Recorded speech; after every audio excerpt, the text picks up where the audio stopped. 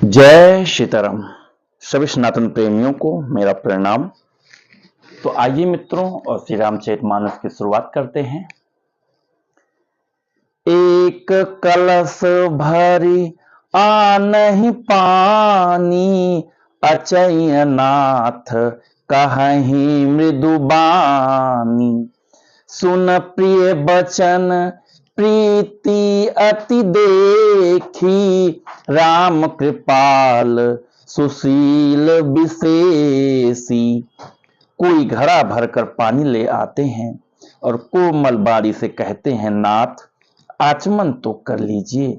उनके प्यारे वचन सुनकर और उनका अत्यंत प्रेम देखकर दयालु और परम सुशील श्री रामचंद्र जी ने जानी श्रमित सिया मन माही, घरिक विलंबो कीन्ह बट छाही। मुदित नारी नर देखहि शोभा, रूप अनूप नयन मनु लोभा। वन में सीता जी को थकी हुई जानकर घड़ी भर बड़ की छाया में विश्राम किया। स्त्री पुरुष आनंदित होकर शोभा देखते हैं। अनुपम रूप ने उनके नेत्र और मनों को लुभा दिया है। एक टक सब सोहहि चहु ओरा, रामचंद्र मुख चंद चकोरा। तरुण तमाल बरन तनु सोहा, देखत कोटि मदन मनु मोहा। सब लोग टकटकी लगाए श्री रामचंद्र जी के मुख चंद्र को चकोर की तरह तन्मय होकर देखते हुए चारों ओर सुशोभित हो रहे हैं। श्री राम जी का नवीन तमाल वृक्ष के रंग का श्याम शरीर अत्यंत शोभा दे रहा है, जिसे देखते ही करोड़ों कामदेवों के मन मोहित हो जाते हैं। दामिनी बरन लखन सुठनी के, नख सिख सुभग भाव तेजी के। मुनि पट कटिन्ह कसे तू नीरा, सोहहि कर कम लनि धनु तीरा। बिजली के से रंग के लक्ष्मण जी बहुत ही भले मालूम होते हैं। वे नख से शिखा तक सुंदर हैं और मन को बहुत भाते हैं। दोनों मुनियों के वलकल आज वस्त्र पहने हैं और कमर में तरकस कसे हुए हैं। कमल के समान हाथों में धनुष बाण शोभित हो रहे हैं। जटा मुकुट सीसन सुभग, उर भुज नयन विशाल। शरद परब विधु बदन बर, लसत स्वेद कन जाल। उनके सिरों पर सुंदर जटाओं के मुकुट हैं। वक्ष स्थल भुजा और नेत्र विशाल हैं और सत्य पूर्णिमा के चंद्रमा के समान सुंदर मुखों पर पसीने की बूंदों का समूह शोभित हो रहा है। बरनी न जाई मनोहर जोरी, शोभा बहुत थोरी मति मोरी। राम लखन सिय सुंदरताई, सब चित वही चित मन मति लाई। उनके मनोहर जोड़ी का वर्णन नहीं किया जा सकता,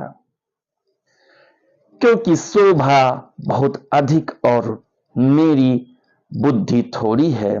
श्री राम जी, लक्ष्मण और सीता जी की सुंदरता को सब लोग मन चित्त और बुद्धि तीनों को लगाकर देख रहे हैं। आप सोचिए मित्रों कि प्रभु कितने सुंदर होंगे, माता सीता कितनी सुंदर होंगी। जिस प्रभु ने हमें सुंदरता प्रदान की है, हमें रूप दिया है, जिन प्रभु ने कामदेव को रूप दिया है, आप सोचिए वो कितने सुंदर होंगे, वो कितने कामदेवों के बराबर होंगे। ऐसे हैं, इतने सुंदर हैं प्रभु, इतने सुंदर है हमारे प्रभु जी दोनों भाई माता सीता, कि पूरा संसार जहां से गुजरते हैं दोनों भाई, जिस भी गांव से, जिस भी कुटी से, लोग देखते रहते हैं। जो देखते हैं वो देखते ही रह जाते हैं। कोई किसी न किसी बहाने से, प्रभु आचमन कर लीजिए, प्रभु पानी ले लीजिए, किसी न किसी भाव से लोग जाते रहते हैं। आपको पता है कितने युगों युगों तक लोगों ने तपस्या की होगी, तब उनके प्रभु के रास्ते में उनका घर पड़ा होगा। पता नहीं कितने मुनि, ऋषि मुनि, पता नहीं कितने युगों युगों तक तपस्या किए होंगे, तब राम का दर्शन मिला होगा उनको। तो मित्रों, हम लोगों का भी ये कर्तव्य है कि कम से कम, कुछ नहीं कर सकते तो सनातन के लिए, प्रभु के लिए कम से कम 5 चौपाई तो श्री रामचरितमानस की पढ़ ही सकते हैं। उनके चरित्र को जान सकते हैं, उनके बारे में जान सकते हैं, और प्रभु के रूपी लीला का दर्शन कर सकते हैं श्री रामचरितमानस के माध्यम से। तो मित्रों, आप लोग भी 5 से 10 मिनट का टाइम निकालिए और कोशिश करिए कि कम से कम 5 चौपाई जरूर पढ़िए। उनकी सुंदरता का, उनके बारे में जानिए।